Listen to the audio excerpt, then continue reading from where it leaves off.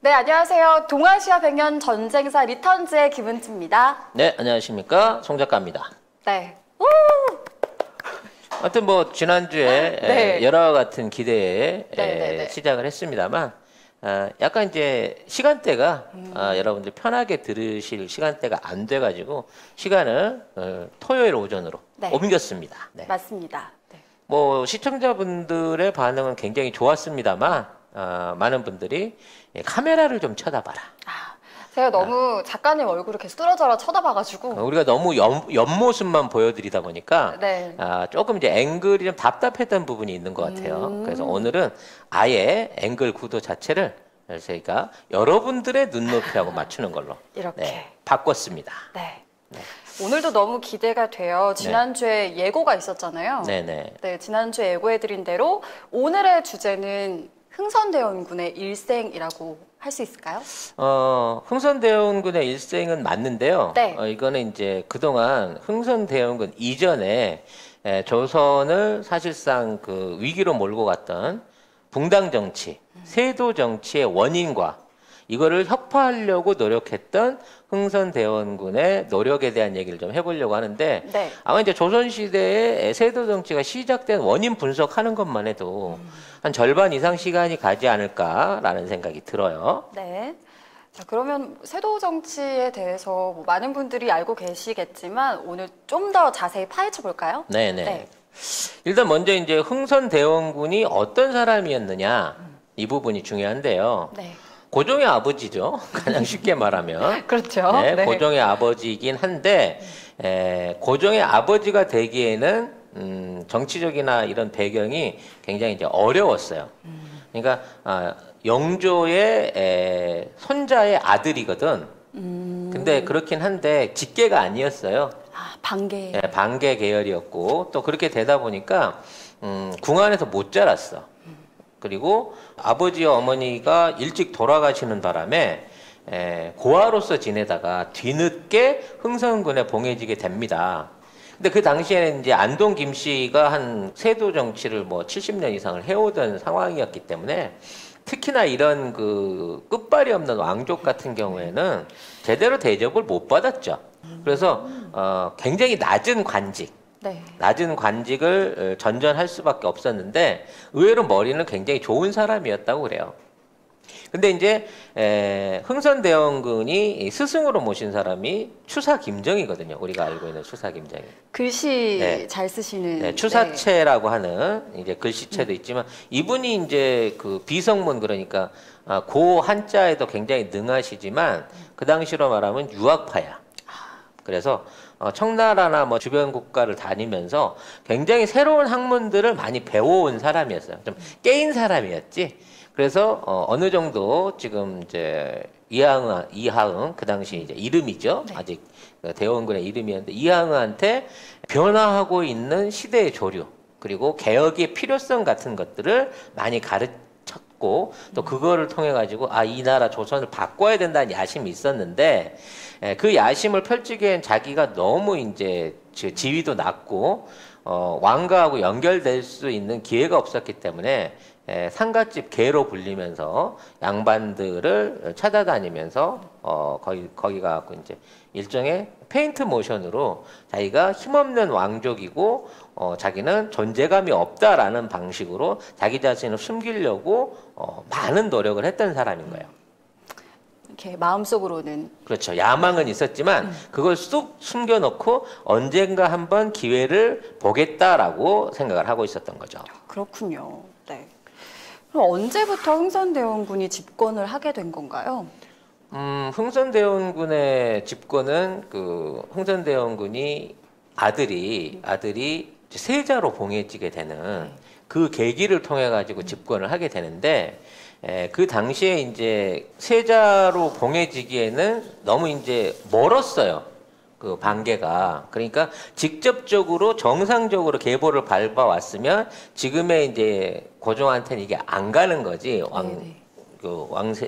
왕권에 관련된 게. 근데 이 왕권으로 넘어갈 수 있었던 거는 그 당시에 신정대비라고 신정대비 조씨가 있었는데 철종이 후사가 없이 세상을 뜨게 돼요. 철종은 이제 최근에 우리 드라마에서 많이 논란이 있었죠. 네. 철인 마무라고 드라마 이름 말해도 되나요? 괜찮아. 네. 어차피 끝났어. 네.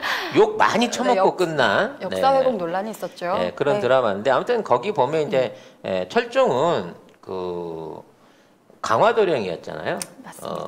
먼 반계에서 이제 말하자면 왕위를 이어내기 위해서 가장 힘없는 왕손을 뽑기 위해서 온 사람이었고 이 사람이 이제 후사가 없이 32세 젊은 나이에 요절을 했거든요. 네. 그리고 뭐 사실 드라마 안에서는 뭔가를 해보려고 개혁군주로서의 노력을 해보려고 하는 것 같지만 실제 역사에 나온 기록으로는 정치적 목적에 의해서 옹립됐기 때문에 아무런 실권이 없었던 사람이야. 그리고 그 허수아비라고 봐야 되겠죠. 네. 그 허수아비인 이 철종을 뒤에서 좌지우지하던 사람이 신정대비 조씨였다는 거예요. 근데 이 조씨가 철종이 기어이 이 후손을 못 보게 되니까 어떤 왕실에 후계를 드릴까 해가지고 이하응의 아들을 양자로 입적을 해가지고 후계자로 삼을 것을 약속을 받은 거죠. 그럼 신정왕후 조씨는 사실 흥선대원군의 야심은 몰랐겠네요. 그렇죠.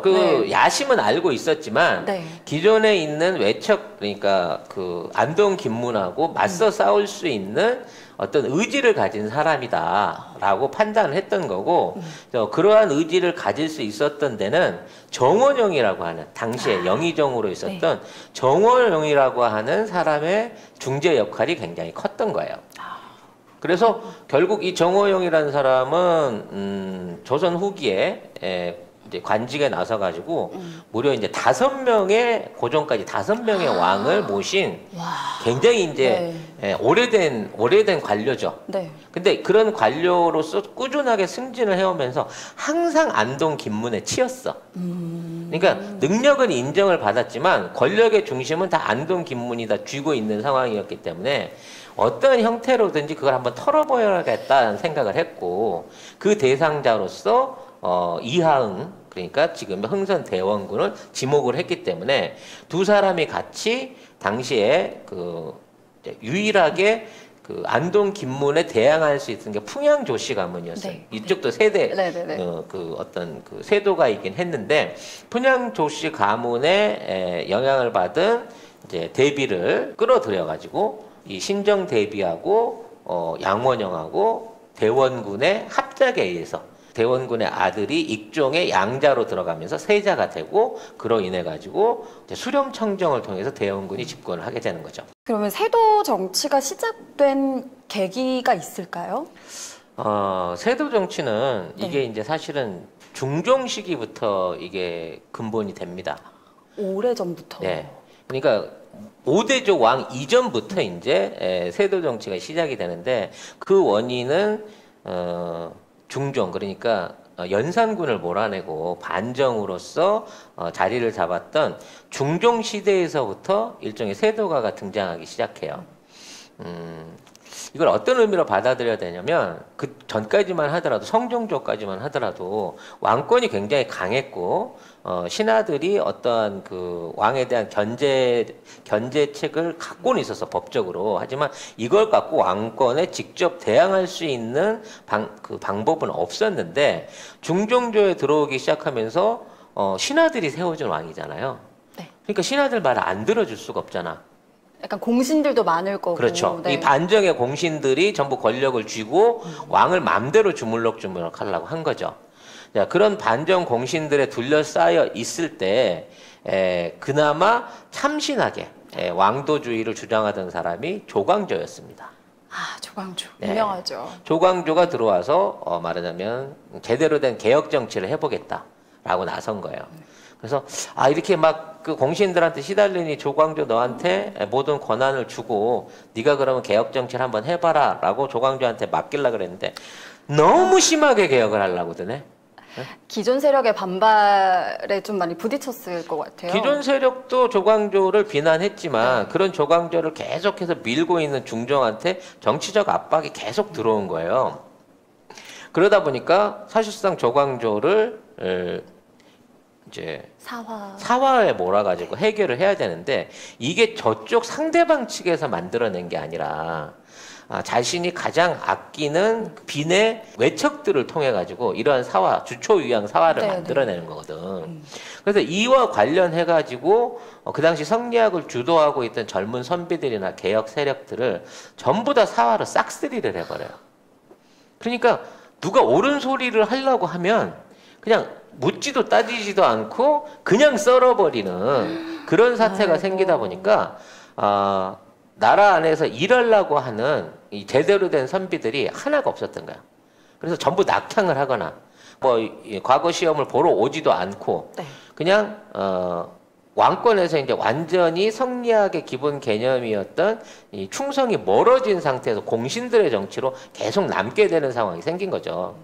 자, 이런 상황이 생기게 되다 보니까 공신들은 뭐 어차피 권력자니까 중앙행정가로서 온갖 그 특권을 누리면서 잘 살았지만 정작 나라를 움직여야 되는 이 선비 세력들, 그 당시 사대부 세력들은 지방에 은거해갖고 지방에서 자체적으로 세력을 키워나간 거야. 이 사람, 양성하고 그런 이런 사람들을 우리가 이제 흔히 말하는 유림이라고 하는 거지. 그러니까 이 유림 정치가 일어나기 시작하면서 요즘으로 말하면 여론 정치가 시작된 거야. 막 때로 상소문 올리고 아니되옵니다. 아니되옵니다 하고 막 네. 단체로 몰려와갖고 맞아요. 막 궁 앞에서 시위하고 맞아요. 밟고 지나가시옵소서 막 이런. 막 저를 죽이시옵소서 네. 막 이런 식으로 이제 나오기 시작하니까 왕이 굉장히 불편해지는 거야. 자, 이런 세력들이 이제 주로 영남에서 등장하기 시작한 거죠. 주로 안동을 비롯한 네네. 영남 쪽의 사람들이 많이 그쪽에서 세력들을 키워온 거예요. 그래서 이러한 영남 세력들의 힘을 좀 이렇게 억누르기 위해서 충청도나 경기도에 있는 이 사학들을 또 밀어줍니다. 왕권이. 그러니까 이게 이제 나라 자체가 지금으로 말하면 어떤 지역적인 어떤 패권처럼 경기도파, 네. 충청도파, 그 다음에 경상도파로 나눠지게 된 거죠. 이게 역사에서도 드러나는 지역적인 그렇죠. 차이들이 있네요. 네, 이러한 이제 세력들이 서로 이제 견제를 하기 시작하면서 힘의 논리를 펼쳤고 이런 시기를 우리가 흔히 붕당 정치라고 얘기를 하는 거죠. 네. 그래서 자기 지역에 출신된 관료들을 배출을 하고 그들을 중심으로 정치에 관여하기 시작하는 뭐 이러한 분당 정치가 본격화된 거예요. 그래서 뭐 서울은 노론, 뭐 남인, 북인 이게 이제 이렇게 나눠지는 거야. 경기도, 충청도, 이 영남 쪽. 그러니까 요게 남북인도 되고 동인서인도 되고 이제 이런 식으로 나눠진 상태에서 계속 이합 집산이 일어납니다. 그러니까 어느 한쪽의 권력이 몰려가는 게 아니라 서로 연합을 통해 가지고 네. 상대방을 세력을 또 억눌렀다가 또 반대편으로 왕이나 또 왕비가 바뀌게 되면 이거를 바꿔가는 형태를 갖고 이게 왔다 갔다 하게 돼요. 자, 이러던 와중에 이제 영조가 등장을 하게 됩니다. 그렇죠. 이전까지는 이러한 붕당 정치를 통해 가지고 어느 정도 견제가 이루어졌기 때문에 왕권이 별로 이제 힘쓸 일이 없었어요. 힘쓸 일이 없었지만 불안한 거지. 왜냐면 그 정통성이라고 하는 것, 왕가의 정통성이라고 하는 것을 지키기 위해서 늘 언제나 세자 자리 또는 후궁이나 왕비의 자리를 놓고 이 붕당 정치가 서로 견제를 하고 있었는데 이걸 못하게 된 사람이 영조인 겁니다. 왜냐면 영조는 처음으로 직계로 내려오던 왕의 가문이 끊어지고 이른바 후궁한테서, 사실 후궁이 아니라 무술이한테서 났던 천출 출신의 왕이 오게 된 거예요. 이거에 대한 스트레스가 영조가 굉장히 많았다고 하더라고요. 그렇죠. 자신의 출신에 대해서. 그래서 그 영조가 뻔히 건강하게 왕 자리를 잘 지키고 있는데 자꾸 폐위를 해야 된다, 양위를 해야 된다라는 얘기가 들먹들먹 하는 거예요. 왜? 핏줄이 나쁘다는 거지. 그럼 내 핏줄로 나오는 내 새끼는 괜찮은데 우리 엄마가 천출이라 그래갖고 아들은 이제 어떤 그 왕의 제목이다라고 막 이렇게 북돋아주면서 영조는 그만둬야 된다는 얘기가 생기니까 아버지가 아들이 정치적 라이벌이 돼버리는 거야. 그렇죠. 그게 너무나 유명한 사건이잖아요. 그렇죠. 그래서 그 결국은 아들을 사화에 몰아갖고 이제 뒤주에 가둬갖고 죽이게 되는데 그때 이제 그럴 수밖에 없는 정치적 선택이 있었던 거예요. 왜냐하면 아들 입장에서도 아버지가 너무 왕을 오래 해. 최장수 영조가 왕이잖아. 정말 네, 장수하셨고 네, 최장수 왕이기도 했고 자꾸 이제 그 세자한테 권력이 몰아가는 거를 안 좋게 봤기 때문에 세자 쪽에 있는 사람들에 대해서 그 권력을 안 좋게 봤기 때문에 세자를 밀고 하고 세자를 모함하는 세력들을 너무 많이 키워줘 버린 거예요. 그래서 결과적으로 사화가 일어나게 되고 세자를 뒤주에 가뒀을 때 중간에 얼마든지 꺼내줄 수 있었어. 근데 죽을 때까지 끝까지 안 꺼내준 거죠. 아버지로서. 그러니까 아버지의 부정보다는 권력이 훨씬 더 중요했던 거예요. 영조가 이것 때문에 약간 정신병에 가까운 그 상황을 맞게 됩니다. 그래서 어찌 됐거나 이제 손자를 다시 자기 후계자로 앉혀가지고 정조한테 넘겨주게 되는데 이런 과정 중에 정조가 들어오면 그 사도세자를 죽이게 했던 세력들은 전부 다 복수를 받겠지 해갖고 어떻게든 정조를 죽여버리려고 해요. 근데 그럼에도 불구하고 정조도 이러한 정치적 위험 속에서도 상대편하고 손을 잡아요. 성군이죠. 성군이라기보다는 아주 정치적인 선택을 교묘하게 잘해서 자기를 위험 요소로 판단하고 있던, 쉽게 말하면 야당하고 손을 잡은 거야. 저는 좀 대단한 것 같은 게 이렇게 직접 목격을 했잖아요. 그럼에도 불구하고 딱 집권을 했을 때 사도세자의 아들이다를 밝히고 정책은 영조의 정책을 또 따라가는 그렇죠. 그런 모습을 보였다는 게 그 당시는 어떻게 보면 조선시대가 왕권이 집권할 때인데 본인의 이걸 한 걸음 물러서고 잡은 거잖아요. 감정적이지 않고. 그래서 이게 이제 굉장히 중요한 건데 영조가 이러한 자신의 세력들을 키우기 위해서 처음으로 외척들을 중심으로 임명해 갖고 외척 정치를 시작하게 되는 거예요.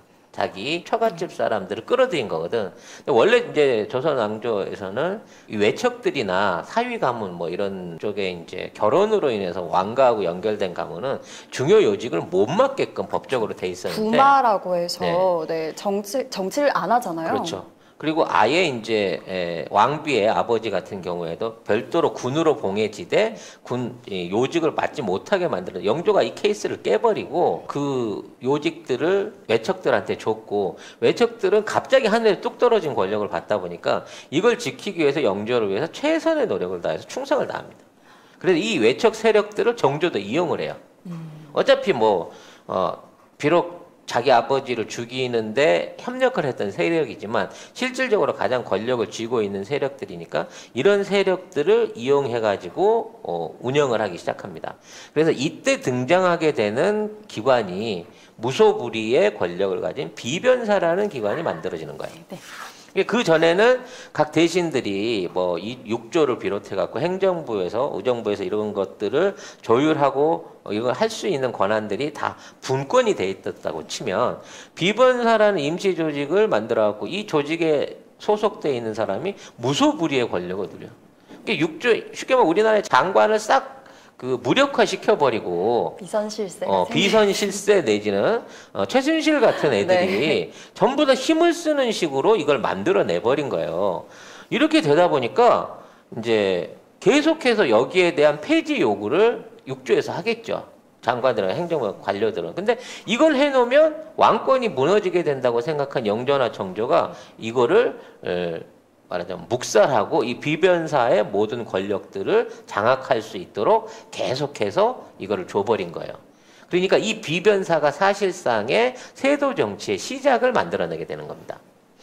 그래서 육조의 기능이 마비가 돼버렸기 때문에 세금 내는 문제부터 시작해갖고 어떤 관리를 임명하는 문제, 그 다음에 과거를 통해 가지고 이렇게 합격을 통해서 관료로 들어가는 길 자체가 전부 비변사를 통제하고 있는 외척들의 관리로 들어가 버린 거고. 이때부터 매관 매직이 그렇죠. 성행하기 시작한 매관 매직을 통해 가지고 비변사가 압도적인 권한을 발휘할 수 있게 되고 그러한 권한 속에서 왕권을 지켜줌으로써 야합을 하게 되는 결과가 만들어지게 됩니다. 그래서 이 대원군 시절까지 이제 살펴보게 되면 가장 이러한 세도 정치를 강력하게 했던 사람들이 안동 김씨예요. 사실 이제 세도 정치에 뭐 여러 가문들이 있었지만 아까도 얘기했지만 세도 정치를 누가 한다 그래서 외척이 한다 그랬잖아.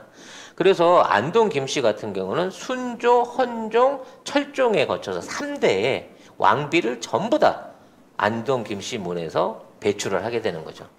사실 이게 우생학적으로 굉장히 위험할 수 있는 거야. 똑같은 집안에서 그렇죠. 계속 엄마네 집안에서 이모나 처조과 같은 애들이 계속해서 3대가 엄마가 돼버리는 거야. 그러니까 이런 경우를 거치게 되다 보니까 이 3대, 이게 순조, 헌종, 철종 이 3대 안에서 왕후를 배출한 가문이 안동 김씨였기 때문에 완벽하게 안동 김문, 특히 이제 그 대표가 김조순인데 김조순을 비롯한 이 안동 김문이 70년이 넘는 시간 동안 조선 왕조를 사실상 손에 쥐고 흔들었다라고 얘기할 수 있는 거고, 네.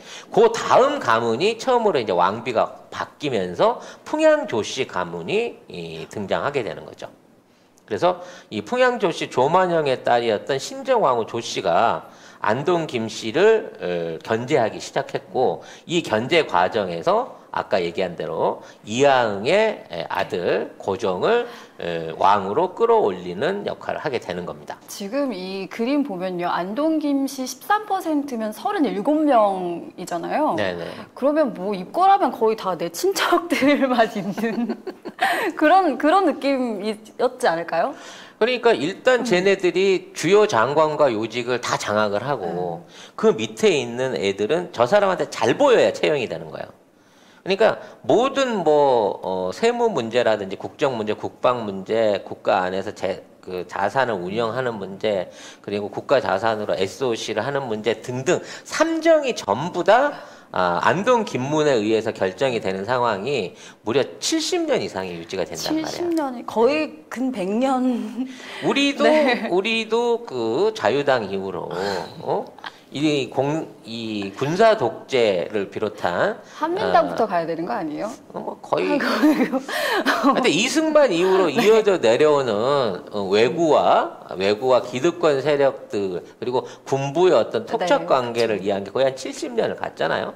그러니까 이런 세력들이 만들어지게 되면 일단 나라가 그냥 완전히 무너져 버리는, 나라의 근간이 없어지고 왕은 허수아비로 전락할 수밖에 없는 상황이 만들어진 거예요. 그러니까 영조와 정조가 사실상 강력한 그 군주로서, 개혁군주로서 역할을 하려고 했지만 그 개혁군주의 역할을 신하들을 못 믿고 정당 정치를 못 믿고 외척들인 비변사를 통해서 진행함으로 인해서 이 후대에 있는 3대는 완전히 안동 김문한테 잡아먹히게 되는 그 현상을 만들어냈다는 거예요.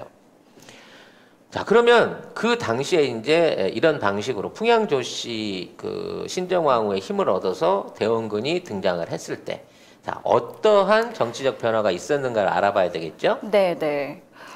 뭐 일단 저 같으면 안동 김씨의 세력을 어떻게든 좀 막아보려고 했었을 것 같아요. 그렇죠. 네. 그래서 일단 안동 김문 사람들을 전부 해고를 하고 상평책을 펼쳐가지고 인재를 골고루 등장을 시키는 거죠. 그러니까 쉽게 말하면 무연고 관료들을 뽑기 시작한 거야. 연고지 없이. 그러니까 이 어떤 그 외척 가문이라든지 집안이 좋으면 일단 무조건 안 돼. 아웃이고 진짜 열심히 일만 하는 공무원들을 일단 처음에 뽑았어요. 네. 그랬으니까 이제 그 사람들도 생각지도 않게 채용이 되다 보니까 열심히 하려고는 했겠죠. 그리고 암행어사 제도를 강화를 해가지고 부패한 지방 관료들이나 비리 수사 같은 것들을 해가지고 전부 다 파직을 시킵니다. 그리고 과거에 이제 자신하고 똑같이 한직에 밀려나 있던 왕족들 있잖아. 왕의 친척들. 네. 이런 사람들을 중앙 관료로 끌어들이는 거예요. 자기 편을 끌어들이는 그렇죠. 거죠. 이렇게 네, 그러니까 하나둘씩. 옛날에는 뭐 지방에서 면서기 정도 하고 있던 사람들을 끌어올려갖고 판서나 뭐 참이나 뭐 좌랑 같은 우리로 말하면 차관급 자리를 줘가면서 이 나라가 이 전주희 씨 가문이 계속 해온 그렇지. 나라인데 안동 김씨가 해서 되겠느냐 이런 식으로 계속 차용했을 것 같아요. 근데 이제 문제는 얘네가 실무 능력이 없어. 너무 이제 너무 이제 시골에서 너무 시골에서 어렵게만 일을 하다 보니까 어떤 중앙 안에서 권력 핵심부로 중용을 했지만 제대로 된 국가 경영을 못 하게 되는 거예요. 그러니까 무능한 관료를 쓰다 보니까 결국 옛날에 부패한 관료한테서 붙어 먹었던 세력들이 다시 이 사람들로 머리만 바뀌어가지고 내부적 부패가 다시 시작하게 되는 거란 말이에요. 이런 과정 중에서 대원군이 중요하게 생각했던 거는 언론을 개혁해야겠다. 언론개혁 중요하죠. 네, 언론개혁의 중요성을 대원군이 알고 있었던 겁니다. 몇백 년 전부터 언론개혁의 중요성을. 지금도 중요한데. 이 언론개혁을 협파하기 위해서 서원을 대거 철폐해버립니다. 이게 엄청난 일이잖아요, 당시에. 이게 당시 서원이라고 하면 말 그대로 언론사예요. 그래서 이제 상소문을 쓰든 소문을 내든 단체 행동을 하든 사실상 조선의 여론을 좌지우지하던 권력형 집단이었고, 맞아. 그렇기 때문에 서원 주변에 그 땅들을 이제 국가가 이제 제공을 하고, 서원 같은 경우에는 세금도 따로 내지 않았다라고 세금도 안 하더라고요. 내고 노비도 붙여주고 그런 방식으로 우리로 말하면 국가 보조금을 몽땅 주던 건데 이걸 싹 철폐를 해버린 거죠. 네. 반발이 근데 좀 있었을 것 같아요. 엄청난 반발이 생겼죠. 왜? 얘네들을 단순하게 먹거리만 잘라버리면 입을 닫겠지. 근데 평생 동안 기대기질만 하던 애들이야. 근데 갑자기 간판을 내려버렸어. 월급을 안 줘. 난리 나죠. 근데 이 상황에서 지들이 평범한 농민으로 돌아가서 농사짓고 개과천선 하겠냐고. 아니죠. 게릴라가 돼가지고 더 열심히 막 더 악플러 일배가 돼버렸어. 조중동을 그만두더니 애들이 일배가 돼버린 거야. 그래서 온갖 그 사회적 문제라든지 대원군에 대한 비판 여론을 만드는 여론을 막 만들어내면서 계속해서 악화된 여론들을 만들어내기 시작합니다. 자, 어느 정도 이제 정치적으로 개혁이 이루어졌다라고 믿은 대원군은 그동안 너무 그 권력의 중심이었던 비변사를 축소를 하고 의정부가 다시 옛날처럼 왕권과 왕에 관한 그 보위부터 시작해갖고 정책 정반을 주관하게끔 만들었고요. 그리고 먼저 이제 국방이 제일 중요하니까 훈련도감 같은 거를 정비를 해가지고 여러 가지 사회적 개혁들을 진행을 합니다. 네. 문제는 이제 이 상황에서 그 당시에 성리학의 원칙이, 왜냐면 이 사람은 배운 게 왕도 정치를 배우니까 그 성리학에 많이 심취를 해 있었는데 이미 조선 후기 이 시기에 들어가서는 실학사상, 동학, 이런 또는 또 서학, 천주교 이런 것들이 이제 많이 전달돼 갖고 퍼져 있는 시기였고, 이렇게 하다 보니까 과거 회귀가 되는, 과거 농업국가나 폐쇄적인 정책으로 돌아가려고 하는 어떤 그 시대의 흐름이랑 조금 대원군의 부분하고 좀 부딪히게 된 거죠. 자, 그래서 신흥 학문으로 등장하고 있던 동학과 서학을 동시에 탄압하기 시작합니다. 그래서 천주교도들을 무자비하게 학살하게 되고요. 동학의 교주였던 최재우를 처장하게 되는 거죠. 그러면서 이제 나름대로 이렇게 그 국가의 어떤 재정이라든지 소비 풍조를 개선하기 위해서 당시에 서민들의 관복이나 의복제도 같은 것들을 개량해서 도포의 크기를 줄인다든지 장식을 못하게 한다든지 또 가세 크기를 제한한다든지 이런 식으로 요즘으로 말하면 허례허식을 줄이는, 옛날 박정희가 했던 거랑 비슷한 정책들을 시행을 합니다. 그거 있잖아요. 그러면서 이제 재정을 끌어들이려고 귀족과 상민의 차별 없이 전 국민이 세금을 내게 하는 호포제도라는 것도 시작을 하죠. 이게 양반들의 반발이 엄청났다고. 그렇죠. 왜냐면 원래 양반들은 세금 안 내고 군대 안 가는 게 기본적으로 왕반의 권리였단 말이야. 요즘 시대도 세금 올리면 난리 나잖아요. 예전에도 난리가 났겠죠. 이런 거 같은 경우는 이제 국회의원의 세비에 소득세를 한 50%좀 때려버리는 이런 식의 이제 저기가 됐던 거고, 그렇게 되다 보니까 기존의 어떤 대원군의 개혁 세력에 협조를 주고 있던 내부자들한테서, 그러니까 자기가 불러오는 중앙 관료나 왕족이나 또 자기가 등용시킨 관료들한테서까지 이 버림을 받게 되는 거죠. 결국 이렇게 되다 보니까 일반인들, 상민들에 대한 그 세금 부담액은 줄어들었는데 그에 반해서 왕족들이 이제 억지로 그 대원군의 위세에 의해서 돈을 내다 보니까 이 모자란 돈을 어디서 뺐겠어요? 다시 서민들을 착취해서 뺏는 이 악의 순환이 일어나게 되는 너무 겁니다. 마음이 아파요. 그러니까 양반한테 세금을 물리는데 양반은 그걸 안 내고 싶으니까 그 밑에 있는 소작농이나 서민한테 더 뜯는 거죠. 그렇죠. 그러니까 양반한테 50을 뜯으면 얘네들이 서민한테 가서 100을 뜯어버리니까 야 그럴 거면 왜 양반한테 50을 뜯어가지고 그냥 우리가 50 내고 말게 그래도 50 남어 이제 이 추세가 되기 시작하는 거죠. 그리고 이제 이러한 일련의 개혁 정책에 대해서 아까 그 일베들이 서원에서 쫓겨난 유림 일베들이 그냥 계속해서 상소문, 지금으로 말하면 댓글을 어마어마하게 달면서 사람들 모인 데마다 가면 주막마다 기생집마다 만나면 이거 비판하면서 나라 꼴이 이래서 되겠냐, 대원군이 나라 다 망친다. 이게 이제 계속 반복되기 시작하는 거예요. 자, 대원군이 근데 실패할 수밖에 없는 가장 근본적인 원칙은 이 여론이나 이런 것도 있었지만 경제에 대한 개념이 워낙 없었던 거예요. 본인도 왕족이다 보니까 이 경제 활동보다는 성리학이나 그런 충효 사상에 더 많은 관심과 공부를 했을 것 같아요. 그러니까 내가 보기엔 이게 너무 문과야. 네. 그 이과를 몰라. 이렇게 되다 보니까 어떠한 방식으로 국가 재정을 늘려야 이게 국민들한테 백성들한테 부담도 안 주면서 결과적으로 나라를 융성시킬 수 있는가에 대한 방법을 모른 거예요. 이 상황에서 이제 대원군이 오랫동안 가지고 있던 야심이 왕권에 대한 위험을 높이는 거야. 왕권의 권위를 찾고 싶은 거야. 그래서 경복궁 재건 사업을 무리하게 시도를 합니다. 여기에 이제 아까 얘기했던 그 5대조 동안 영의정을 지냈다고 하는 대원군의 실질적인 파트너였던 이 정원영이 여기에 끼어들게 되는 겁니다. 그러니까 다른 대신들 같은 경우에는 좀 국가 재정이 없는데 경복궁 창건은 무리입니다라고 얘기를 하는데 정원영이 깨달은 거지. 요게 내 인생의 마지막 프로젝트구나. 이게 나의 4대강 사업이구나. 라고 판단을 해가지고 경복궁의 창건을 적극적으로 정책적으로 지원을 합니다. 문제는 돈이 없는 거예요. 그렇죠.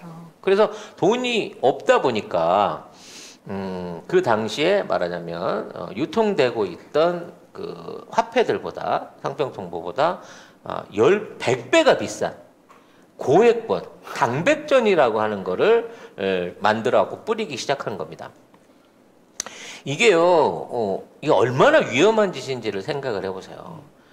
국가가 정상적으로 화폐를 통해 가지고 상업이나 농업 활동 경제를 유지하고 있는데 갑자기 특정한 목적을 가지고 정책적으로 100배 비싼 돈을 내려보내 갖고 강제로 그걸 유통을 시키기 시작하니까 결과적으로 조선의 화폐 경제 그리고 시장 경제가 완전히 무너져 버리는 결과를 갖게 돼요. 엄청 변동이 심했을 것 같아요. 그러니까 이제 물가 변동도 심했지만 당백전 자체를 안 받으려고 하고 당백전을 안 받고 그러니까 당백전을 냈는데 당백전 갖고 하고 갑자기 목재 옛날 같으면 그 하나 기둥 하나 살 돈인데 당백전이니까 이거 100개야 그러고 100개를 뺏어가 버리는 거야. 근데 자기는 목재 100개를 주고 나는데 이걸 갖고 나가서는 설렁탕 한 그릇밖에 못 써먹는 꼴이 생기니까 이걸 안 받으려고 하고 안 받으면 반역이다 그래갖고 이걸 족치고 이러다 되다 보니까 국가 왕실하고 서민들하고 연결돼 있던 재정고리가 다 끊어져 버리면서 화폐를 실질적으로 사용하지 않는 조선조 이전의 상태로 경제 상황이 돌아가 버리는 거야. 그래서 이 당시에 새롭게 화폐로 대안으로 등장하기 시작한 게 옷감이었죠. 화폐 대신 옷감을 주고받는. 그렇죠. 그러니까 화폐 이전 상황으로. 이전 상황으로 돌아가 버리는 거고, 옷감이라든지 비단이라든지 이런 거 같은 실제 생필품으로 물물 교환하는 형태로 경제가 무너져 버리게 되는 거예요. 경제가 무너지면 민심이 돌아서잖아요. 그러니까 이 당백전을 꺼내 넣는 순간 이미 경제가 무너졌어. 근데 아까 얘기했잖아. 기둥은 사갔단 말이야. 이제 벽체도 세워야 되고 지붕도 올려야 돼. 그러니까 거기에 대한 돈을 마련을 해야 되는 거예요. 그래서 그 돈을 마련하기 위해서 매관매직을 본격적으로 하기 시작합니다. 대원군이 처음에 매관매직 하는 놈을 다 때려잡았는데 경복궁을 짓겠다는 이유로 자기가 매관매직 직접 하는 거야. 왜? 아이고. 그 당시에 조선에서 국민들한테 돈을 뽑아 먹을 수 있는 게 매관매직밖에 없었다는 거거든. 그럼 매관매직으로 원님 자리를 사. 그러면 그 원님은 어떻게 해? 그만큼 더 벌어야 되니까 더 수탈하겠죠. 더 수탈하는 거지. 그리고 이미 내가 매관매직을 통해서 이걸 내보냈기 때문에 얘가 수탈하는 거를 방조할 수밖에 없는 거예요. 그러니까 결과적으로 서민의 삶은 점점 더 힘들어지게 되는 거고, 이러한 서민의 삶의 불만이 말하자면 일베들에 의해서 확산되기 시작하면서 점점 더 동학이나 서학 같은 기존의 정치 질서 내지는 기존의 조선의 어떤 통치 철학을 무너뜨리게 되는 쪽으로 사람들이 더 몰려가는 현상을 만든 겁니다. 역사적 교훈인 것 같아요. 이렇게 지도자가 엄청난 건설 사업이나 그렇지? 그런 거에 조금 집착을 하게 되면 서민들이 힘들다는. 그렇죠. 역사적으로 네. 좀 그렇더라고요. 뭐 근데 진시황부터 시작해서. 진시황부터 이명박까지 공통점이 뭐냐면 이게 순수하게 국가에 도움되는 사업이 아니라는 거예요. 그쵸.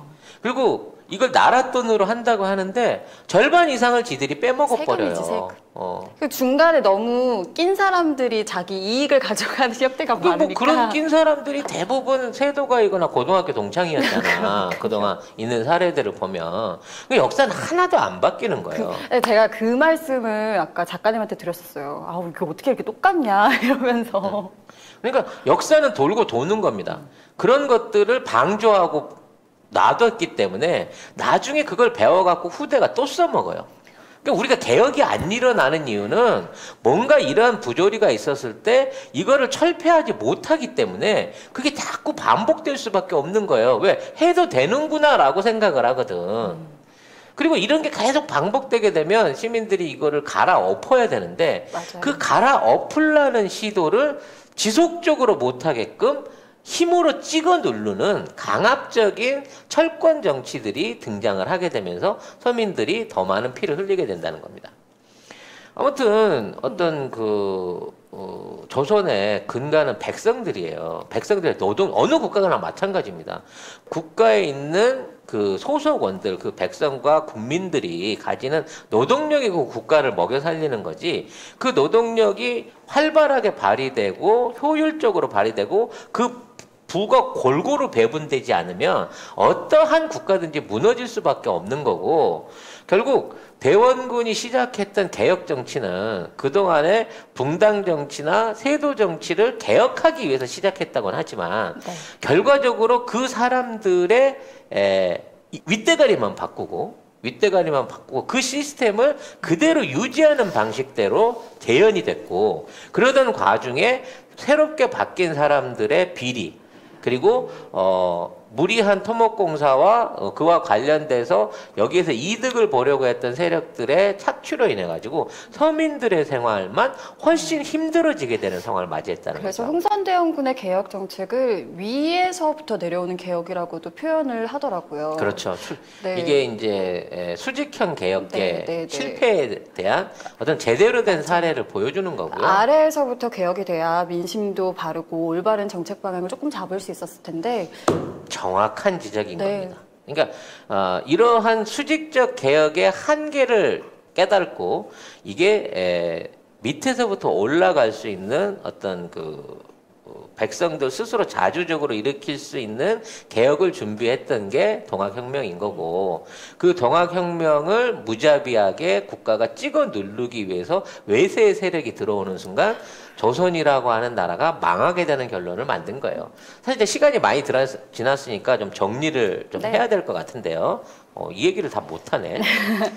일단 등장은 조선조가 유지되는 동안에 있었던 붕당 정치의 폐해, 그리고 세도 정치의 폐해를 막아보고자 하는 개혁에서 시작됐지만, 개혁을 할 수 있는 군주로서 스킬이 부족했어요. 그리고 결과적으로 그 개혁의 결과가 백성들의 어려움을 더 가중시키는 결과를 낳습니다. 그러면 이러한 가중돼 있는 문제를 본인이 책임지고 물러났으면 깨끗하게 처리될 수 있었어. 그리고 그 다음 세대가 개혁할 수 있는 기회를 줬어야 되는데 말년에 이제 대원군은 이 권력력을 놓지 못하고 이 권력을 유지하기 위해서 직접적인 아들과 네. 그 아들을 옹립하려고 했던 왕비 명성황후 민씨 가문하고 민자영하고 다투게 되면서 이 다툼 안에서 패배한 그 대원군이 정말 어이없게도 외국 세력들을 이 나라에 끌어들이게 되면서 실제적으로 이 나라의 주권이 팔려나가는 계기를 처음으로 만들었다는 거예요. 네. 결과적으로 대원군은 절대 등장하지 말았어야 될 무능한 개혁자였다. 무모한 개혁자였다라는 생각을 해보고 싶어요. 시도는 좋았어. 맞아요. 하지만 능력이 부족했고 거기에 대한 시스템을 이해를 못했어요. 그러니까 좀 더 공부를 했었어요. 좀 더 외세와 네. 약간 우리나라만이 아니라 해외로 눈을 돌려서 조금 더 트렌디한 어떤 정책 방향을 조금 나섰으면 어떨까 하는 생각이 들고, 오늘 우리가 알아본 이 흥선대원군과 세도정치가 지금 시대에 주는 시사점이 진짜 큰 것 같아요. 결과적으로 권력이 기득권한테 계속 쏠리게 되면 비리가 발생할 수밖에 없는데요. 이거를 수직적으로 해결할 수 있는 길은 없다는 거예요. 밑에서부터 수평적으로 원천적으로 이거를 인수분해를 해나가야지. 아무리 머리만 바꾼다고 해도 그 시스템이 살아있는 이상 이 적폐의 고리는 절대 끊어지지 않는다는 거죠. 그러니까 이제 그 당시 소원 철폐를 했을 때 그분들은 어떻게 이 일베 막을 수 있을까? 세력들을 좀 더 강력하게 척결하는 일종의 사화 같은 정책을 펼쳤다고 하면 모르겠어요. 대원군이 좀 다르게 밝혀질 수 있을지 모르겠는데 서원만 끊어버리면 얘네들이 자진 해산하고 농민이나 상민이 될 줄 알았던 기자들은 기레기는 아유, 저까지 깜짝 놀랐어요. 기레기든 어떻게 해도 영원히 기레기 짓을 하게 돼 있기 때문에 원천적으로 사회가 격리하지 않으면 네. 이 언론의 폐해를 막아낼 수 없다는 결론도 여기에 있는 거죠. 그 권력에 대한 뭐 예를 들어서 뭐 비변사를 감시하는 기구나 아니면은 사원에서 공부하셨던 분들이 나오셔서 만든 세력들을 조금 감시할 수 있는 기구가 있었다면 좋았을 것 같다는 생각이 들거든요. 지금도 시사점이 조금 있는 것 같아요. 그렇죠. 언론 그러니까 그 당시에 이제 네. 대한 언론이 없었고 네. 그 대한 언론을 통해 가지고 국민들을 뭔가 깨우칠 수 있는 세력이 없었고 네. 그 사이에 이제 서학과 동학이라고 하는 이렇게 천주교와 네. 동학 사상들이 서민들한테 이제 새로운 개혁 의식을 고취시키긴 했지만 이 개혁적인 방향을 시스템이 받아들여주지 않았기 때문에 국민들하고 관료들하고 완전히 반대 방향으로 갈 수밖에 없는 상황을 만든 거죠. 그러니까 서민들의 목소리에 귀를 기울일 줄 모르는 언론 또는 지도자 내지는 시스템은 그러니까 국민을 무시하고 국민의 의견을 무시하는 시스템은 결코 살아남지 못하고 걔네들이 살아남겠다고 뭔가를 자꾸 하면 할수록 나라는 더더욱 공공함으로 빠져들 수밖에 없다라는 결론을 오늘 대원군의 일화에서 볼 수 있을 것 같습니다. 자, 다음 시간에는 대원군의 최대 실책 중에 하나인 쇄국정책과 이 쇄국정책의 여파로 만들어졌던 이제 여러 가지 정변들, 그러니까 외국 세력들의 한국에 들어올 수밖에 없었던 침탈 이런 것들에 대한 얘기를 좀 해봐야 될 것 같아요. 그래서 네. 대원군 얘기를 조금 더 이어가지고 네, 다음 시간이 더 이제 오늘은 전초전이고 그렇죠. 다음 시간에 더 본격적인 이야기가 펼쳐질 것 같습니다. 네. 사실 이제 이 쇄국 정책에 대한 어떤 그 스킬을 먼저 살짝 이걸 풀어드린다면 굉장히 대원군의 외골수적이고 본인의 어떤 개인적인 철학에 입각한 정말 말도 안 되는 정책들이었죠. 그러니까 애초에 대원군이 잘못한 건 경제도 잘 몰랐지만 외교도 전혀 모르고 있었고 외교의 가치, 국가가 운영되는 데 있어서 외교의 가치를 완전히 깡그리 무시하는 상황이었기 때문에 결과적으로 자체적인 개혁 동력, 내지는 발전 동력에 대한 그 원초적 힘을 잃고 국권을 뺏기게 되는 결과를 만들었다는 거예요. 네.